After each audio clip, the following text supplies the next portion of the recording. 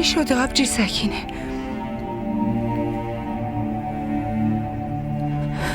بگو دیگه.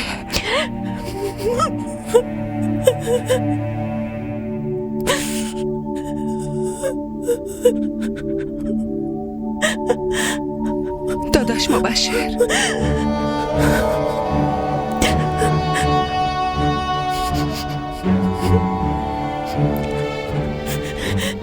مبشر رو کشتن، یکی اونو کشته، مبشر رو کشتن. آسیه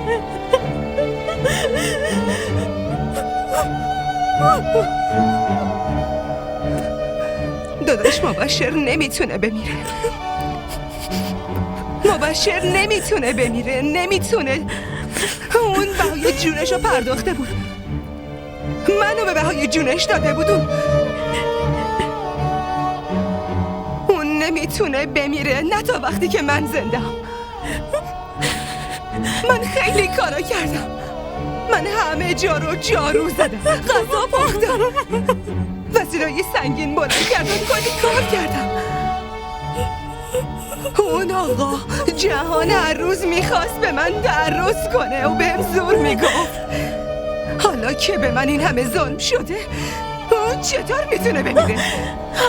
نه داداش مبشر نمیتونه بمیره. داداش مبشر نمیتونه بمیره. داداشم نمیتونه بمیره.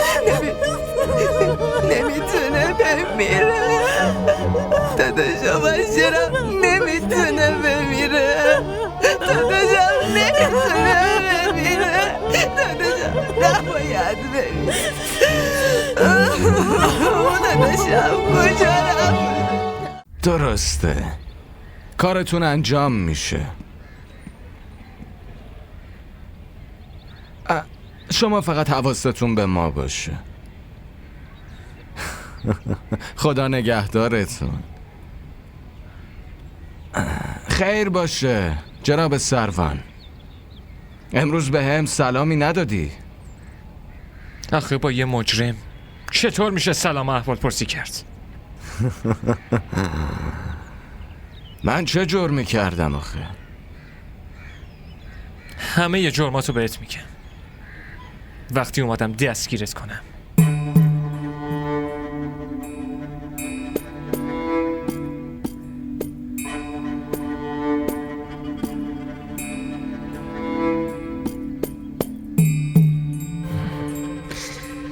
پس چرا دستگیرم نمی کنی؟ آقای سروان؟ چون هنوز حکمی نیومده. الان فقط اینو بدون که من نمیذارم خون مبشر پایمال بشه. هیچ وقت نمیذارم.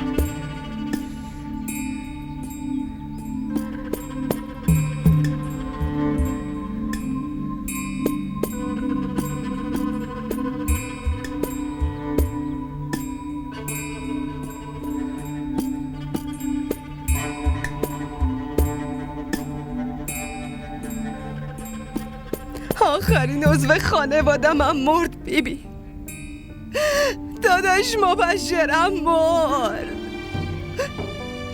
میخوام برم پیشش بیبی. سر جنازه اونم نمیتونم گریه کنم مثل مامانم. من باید جنازه داداشم هم از پشت در ببینم بیبی. جنازه اون قاتل حتی تا 2 کیلومتری این خونه دیده نمیشه، وگرنه تو رو هم یک جا با اون دفن میکنم. داداش مبشرم، وای داداشم، داداش مبشرم. من خودم تو رو میبرم پیشش، خونه خودت، سر جنازه برادرت.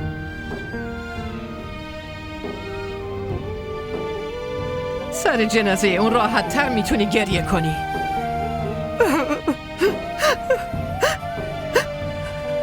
کسی از این خونه نمیره بیرون بیبی. حتی شما. هیچ کس. شاید 2 پسرم مرده باشن، شاید کمرم شکسته باشه، اما من هنوز زنده‌ام. وقتی مردم هر جا دلت خواست دفنم کن، اما تا وقتی که من زنده هستم بدون که تصمیمات این خونه رو من میگیرم.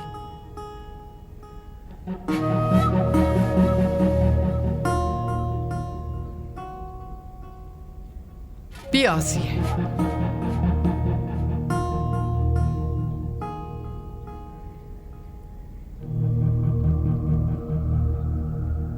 ببینم کی میخواد مانعم بشه.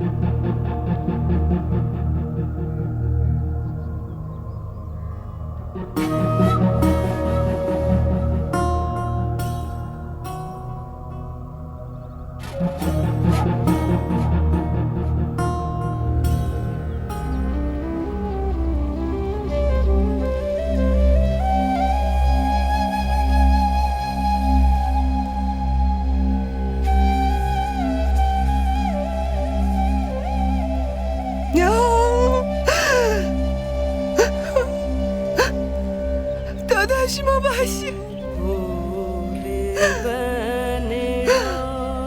داداش مبشر، داداش مبشر، داداش مبشر منو ول کرد. داداش مبشر، داداش مبشر، داداش چشماتو باز کن، داداش چشماتو باز کن.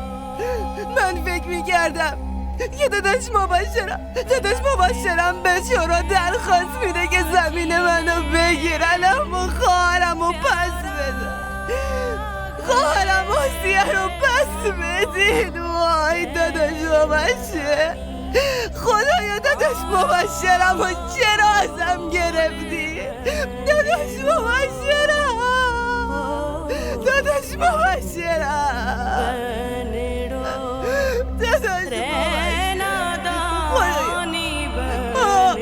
خدایا बना थे तो भेड़ा जी ने प्यारा घेरे आवो रे नादानी मारो फूल آبجی بخور.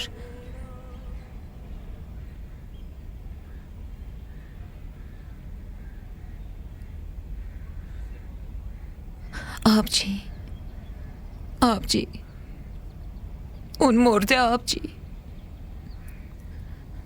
دیگه بر نمیگرده آبجی، دیگه نمیتونی ببینیش آبجی. به خاطر اون یه بار راحت گریه کن. دیگه نمیتونی ببینیش عزیزم. آبجی گریه کن، خواهش میکنم. آبجی، آبجی اون دیگه مرده. مبشر مرده، اون مرده آبجی، اون مرده. مرد.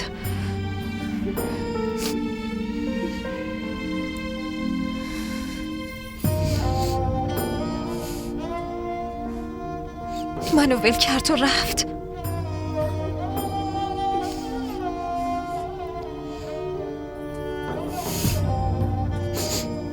منو ول کرد و رفت. منو ول کرد و رفت. چطور میتونه منو ول کنه بره؟ سمیرا منو ببر پیش مبشر، منو ببر پیش مبشر، منو ببر پیش اون. میخوام باش برم، میخوام باش برم. من چطور بتونم زندگی کنم؟ منو ول کرد و رفت.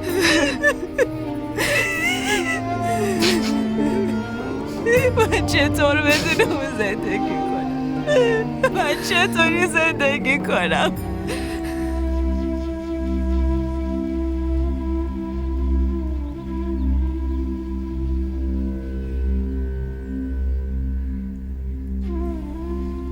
تو اینجا چی کار میکنی؟ اگه من همین سوال ازت بپرسم چی؟ بگو.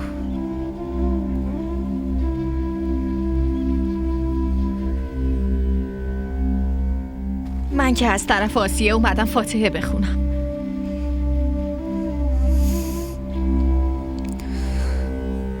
دست روی قلبت بذار و بگو به خاطر آسیه اومدی.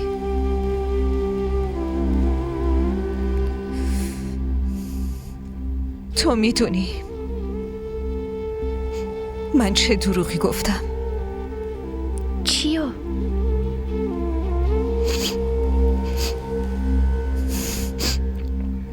از من بگذر.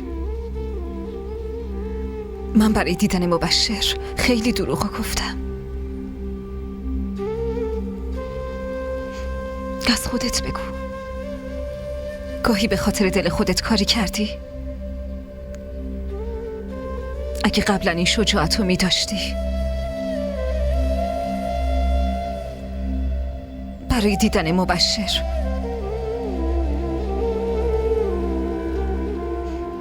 پس دیگه هیچ وقت با اورنگ ازدواج نمی کردی. هر کسی مثل تو شجاعتشو نداره زلیخا. من عاشق مبشر بودم، واضحه. آره،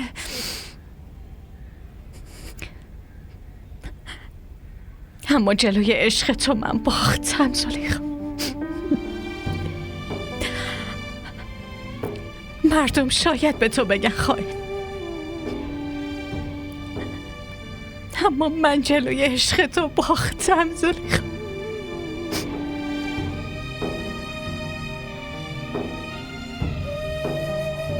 هیچ کی بیشتر از من مبشر رو نمیشناخت، حتی فریده. اما اینو مطمئنم که تا آخرین نفسش تو رو فراموش نکرده بود سکینه.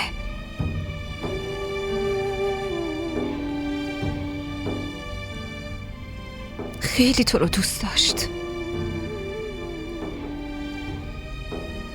به خاطر همین عشقم بود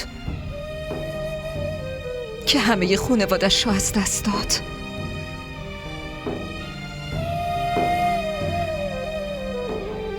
یه بار ازش پرسیدم الان که فریده نیست، اورنگم که مرده، پس چرا باهات ازدواج نمی‌کنه؟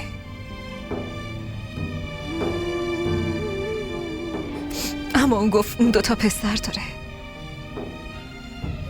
پسراش چی میگن؟ اینکه مامانشون با مبشر همدست شده تا باباشون رو به قتل برسونه. جلوی بچه‌هاش دیگه آبرویی براش نمیمونه.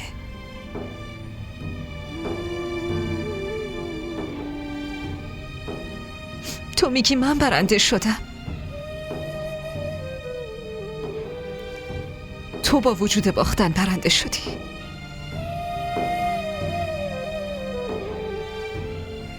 هرچند که چند روزی با من با خوبی رفتار کرد، اما برای تو واسه همه ی عمرت احترام و آبرو گذاشت. پس بگو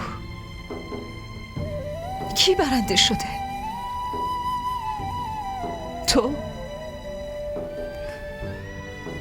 یا من؟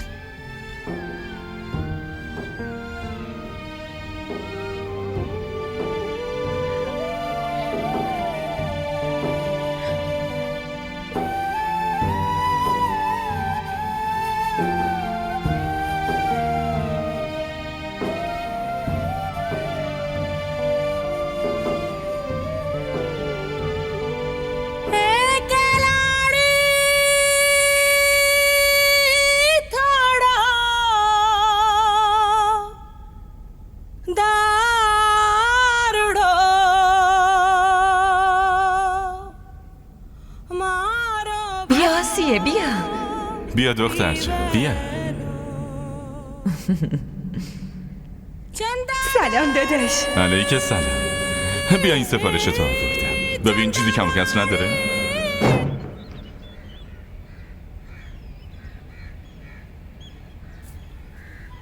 بگیرش.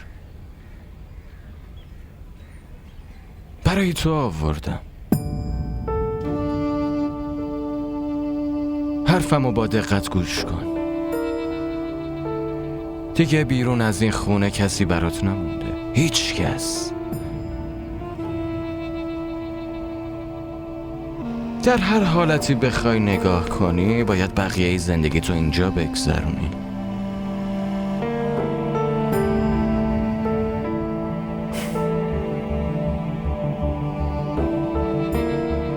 تو از مردن نمی ترسی نه؟ من نمیذارم بمیری. حالا خودت تصمیم بگیر که توی این خونه مثل برده ها زندگی میکنی یا میخوای باقی عمرتو مثل ملکه ها رفتار کنی.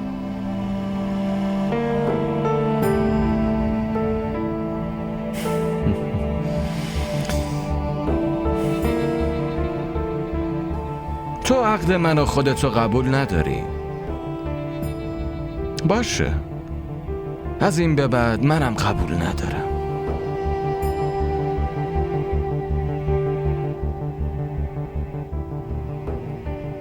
عقدی که بلش رو به زور بگیرن، خب اون عقد درست نیست آخه. منم قبول میکنم.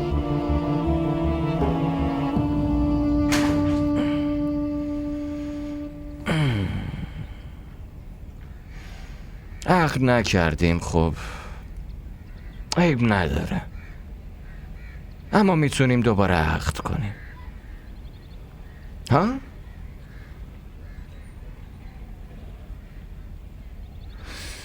اگه زن من بشی اتاق جدید برات درست میکنم. بیشتر از زلیخا بهت ارزش و احترام میدم. خدمتکارا همیشه دور و برت هستن، بهت احترام میذارن.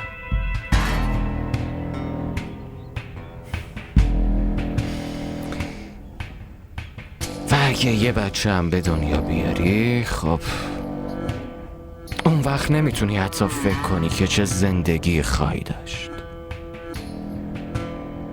برات ماشینم میگیرم، شهر میبرمت، کلی توی شهر با هم تفریح میکنیم، خرید میکنیم. زندگی برات به بهشت تبدیل میشه. همچنین این خونه یه جنت بیبی به جای قفس بودن برات خونه خودت میشه.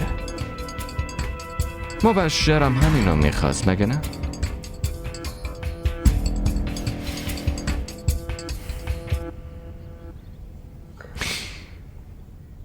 حتی از رفتن سر قبر شاهزیب هم منعت نمی کنم. فکر کن، هر چقدر زمان میخوای فکر کن، 10 بار فکر کن. دوباره برمیگردم، میخوام جوابتو بشنوم. اما یه چیزو به یاد داشته باش، اگه جوابت منفی باشه دوباره عقل نمی کنیم.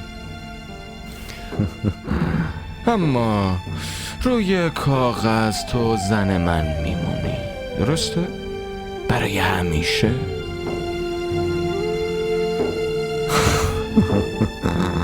حرف منو میفهمی عزیزم؟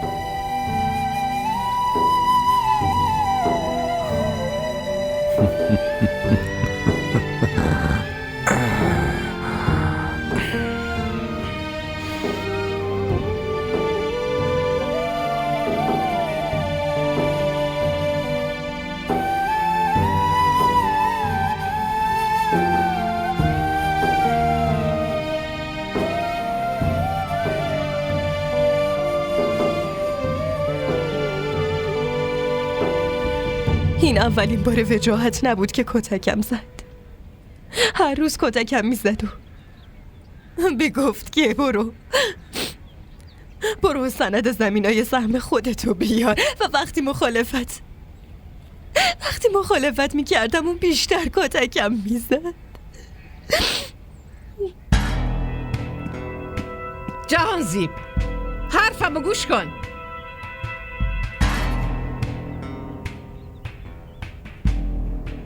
خوب نشد. الان میره پیشش. اون به خاطر محبت به من نمیره پیش وجاهت، اون به خاطر غیرتش میره بیبی. بهت گفتم هرچی که باید میشه پیش خودت نگه دار. کسی نباید بفهمه. بیبی جهان از این عصبانی نشد که وجاهت چرا روی من دست دراز کرده. اون از این ناراحت شد که چرا از دارایی اون سهم میخواد.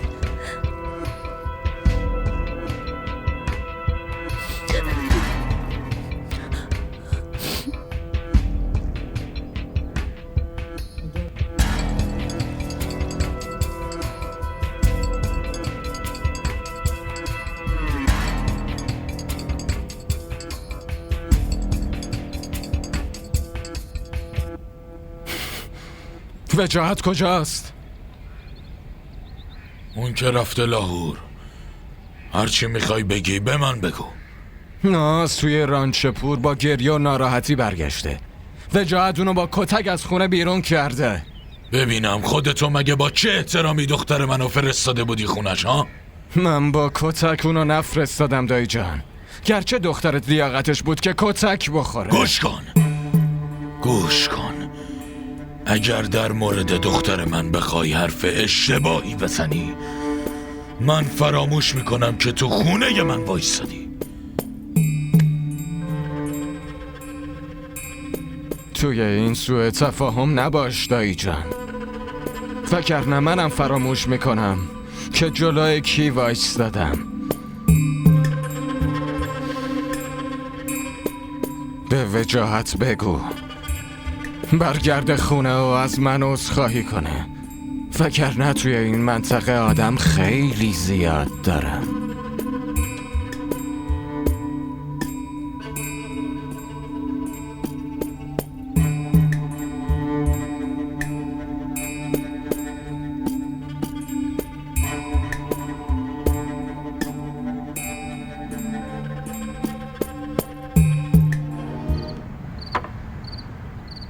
ساقی ساقی ای ساقی، باز مستم و دیوونه، غم عشق و رسواییم دیگه از کی بنونه. شاه نواز، چی شده؟ این چه طرز اومدن به خونه مردمه ها؟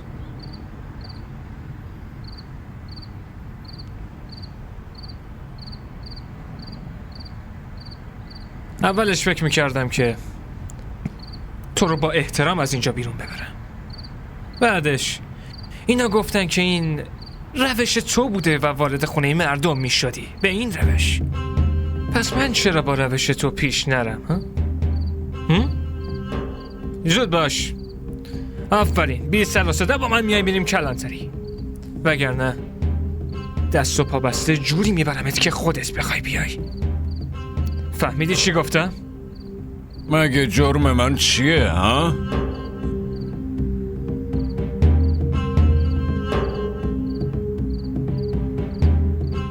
تو از این کارا میکردی مگه نه؟ وقتی آدم نجیب قبل از بازداشت شدنش جرم خودشو میپرسه. اما بین من و تو یه فرقی وجود داره، اینو بدون. میدونی اون چیه؟ میدونی؟ شرافته. الان من به تو میگم که چرا بازداشتت میکنم. جابر، سلیم، شاهزیب، مبشر، توی قتل همه اونا شریک جرم آقا جهانزیب بودی. فهمیدی؟ من یه مدرک در این باره دارم.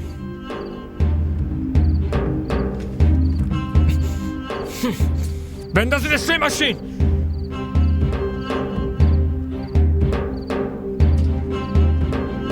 این همه جرأت که پاشه بیاد خونه ما و ما را تهدید کنه بره؟ من به حسابش میرسم.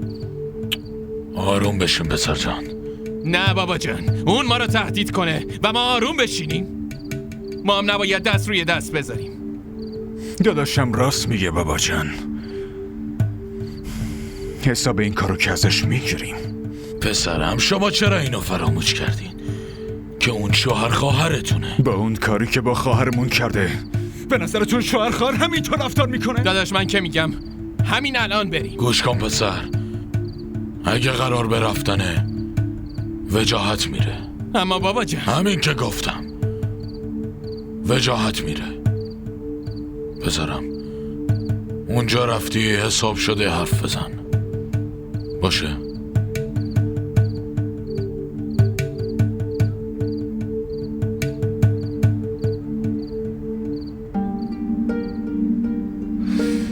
اگه زن من بشی اتاق جدید برات درست میکنم. بیشتر از زلیخا بهت ارزش و احترام میدم.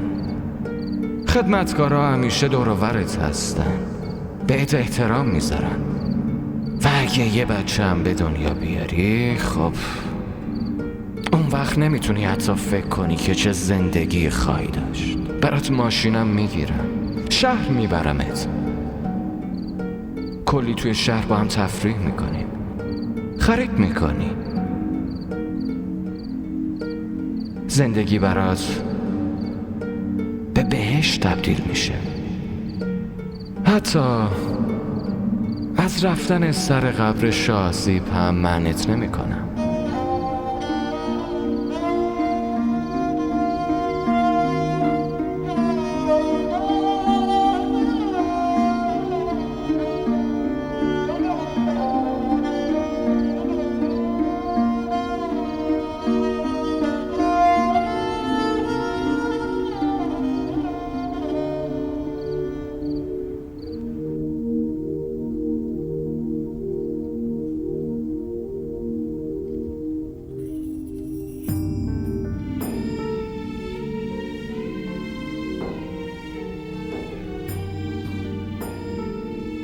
چرا این کارو میکنی؟ الان چرا مخالفت نکردی؟ من خسته شدم. تا کی بجنگم؟ تو که از همه ما قوی تر بودی. تو چرا ضعیف شدی؟ چون دیگه قدرتم تموم شده.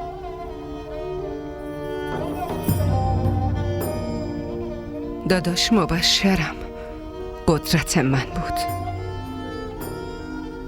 بعد آقا شاهزیب اومد، اون قدرتم شد. الان هیچ کس نمونده که من بخوام به خاطرش با آقا جهان بجنگم. تو که میگفتی از خاطره های شاهزیب قدرت به دست میاری. آقا جهان خیلی قدرتمنده. تا کی بجنگم؟ بالاخره اون برنده میشه. پس بهتر نیست اونو قلباً قبول کنم و زنش بشم؟ الانم که عقدت باهاش درست نیست. این عقد چطور درست باشه؟ اولش مردم به زور ازت بله رو گرفتن، الانم خودتو به زور وادار به بله گفتن میکنی. آسیه. نه خیر آبجی سکینه، من دیگه امضا کردن رو یاد گرفتم. هر وقت شک کردم که چطور با آقا جهان عقد کردم، اون موقع به امضام نگاه میکنم و مطمئن میشم حداقل از این زندگی بردگی که راحت میشم. نه، خسته شدم از بس قلیون تازه کردم. خسته شدم. از بس واسه این همه آدم غذا پختم. خسته شدم. از بس وسیله‌های سنگین و تنهایی بلند کردم. بالاخره منم حق دارم که لباس جدید و زیبا بپوشم، زیورالات داشته باشم، توی ماشین بشینم. توی ماشین میشینی و سر قبر شاسیب اشک میریسی نه؟ نمیرم. بعد ازدواج با آقا جهان چطور میتونم برم؟ آبجی سیکینه مانم نشو. من به سختی خودم رو راضی کردم.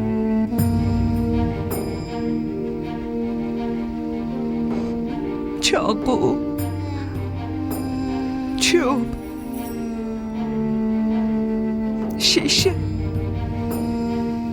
همه ی وسایلم رو ازم گرفته. دیگه راهی ندارم که از خودم بتونم محافظت کنم. فقط یه راه داره، باهاش عقد کنم و زنش بشم. پس مانم نشو.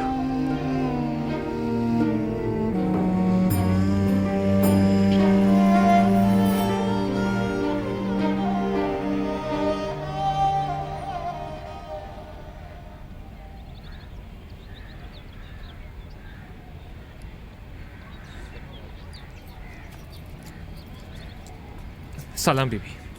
علیک السلام. بشین.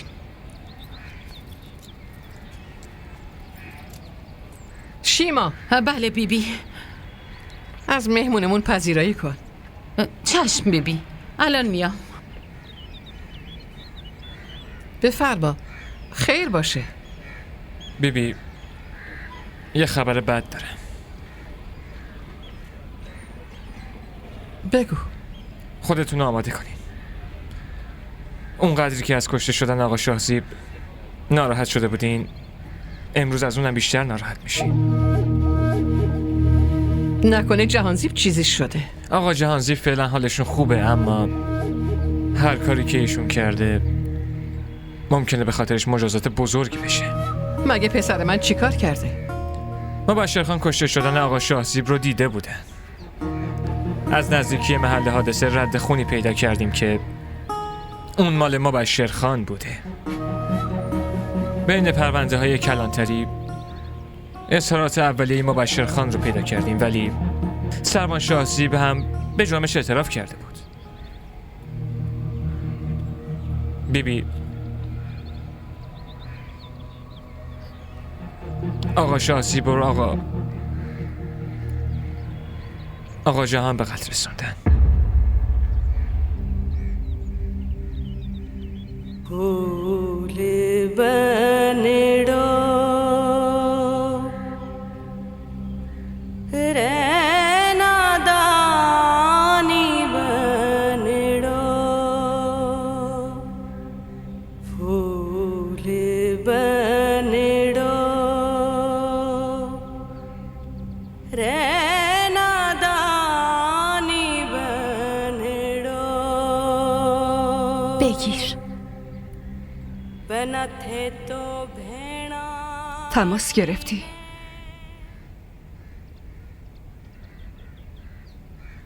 آقا جهان، من آسیم.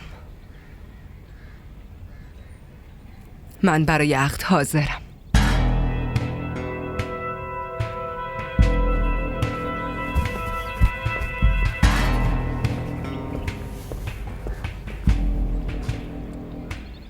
حالم امروز خیلی خوبه. لطفاً حالمو خراب نکن برادر زن عزیزم. اول سال منو جواب بده،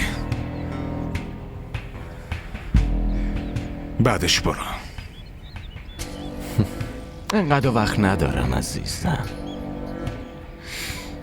یکی منتظرمه که باید برم پیشش. زلیخا منتظرته. اومدم حساب خواهرم ازت بگیرم. بگو چرا از خونه بیرونش کردی؟ بهتر نیست بری از خودش بپرسی؟ من ازش پرسیدم، الان اومدم از تو بپرسم.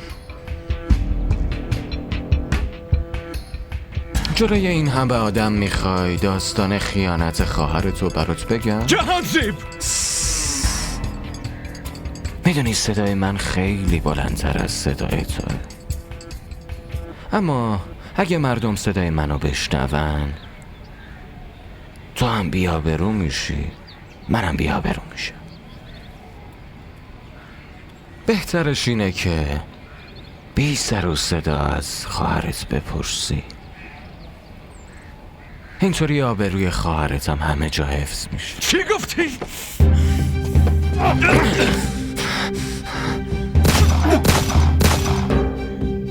تو داری یقه منو میگیری؟ یقه جهانزیبو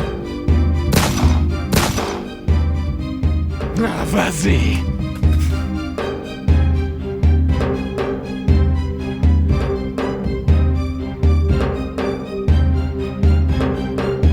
بیبی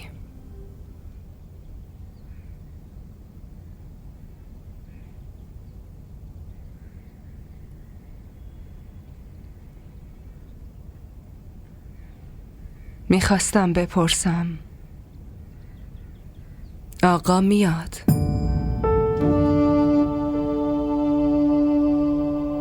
عقد میکنیم یا نه؟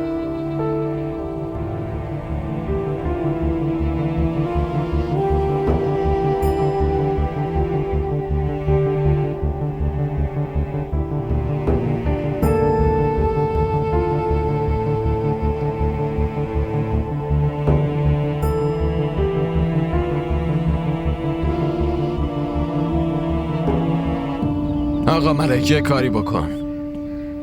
هر چقدرم که پول لازم باشه اصلا برام مهم نیست، فقط نباید این پرونده گزارش بشه. اگه پرونده گزارش بشه هر دومون توی درد سر میافتیم. آره من شلیک کرده بودم، اما به خاطر دفاع از خودم بود، چون اول اون به من حمله کرد. آره فقط شما به جناب سرهنگ بگین که یه حکم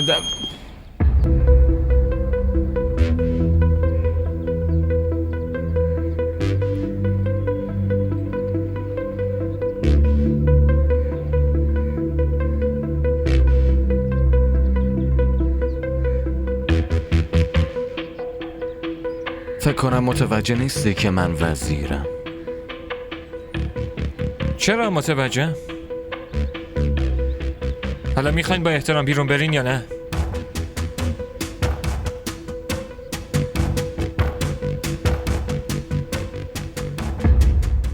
حتما آقا شازیم ازم ناراحت شده،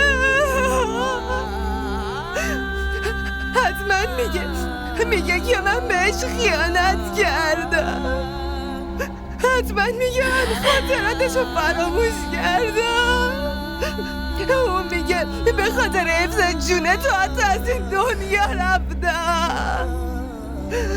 وای خدای من بهش خیانت کردم، خدایا من به شازیم خیانت کردم. الان بهش چه جوابی بدم؟ نه خیر دختر، وای آقا شازیم وای.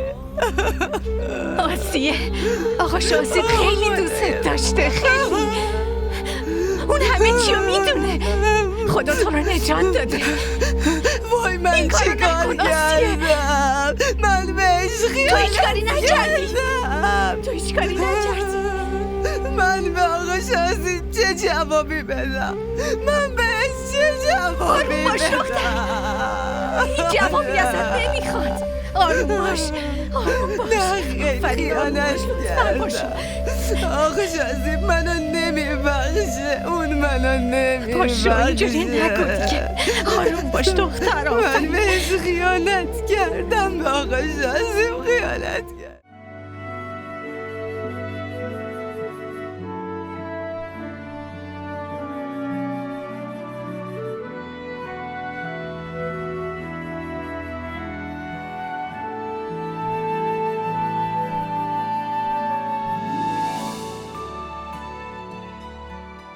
دیدی تیوی ارائه کننده بزرگترین سریال های درامای ترکی، کره‌ای، پاکستانی دوبله شده به فارسی می باشد.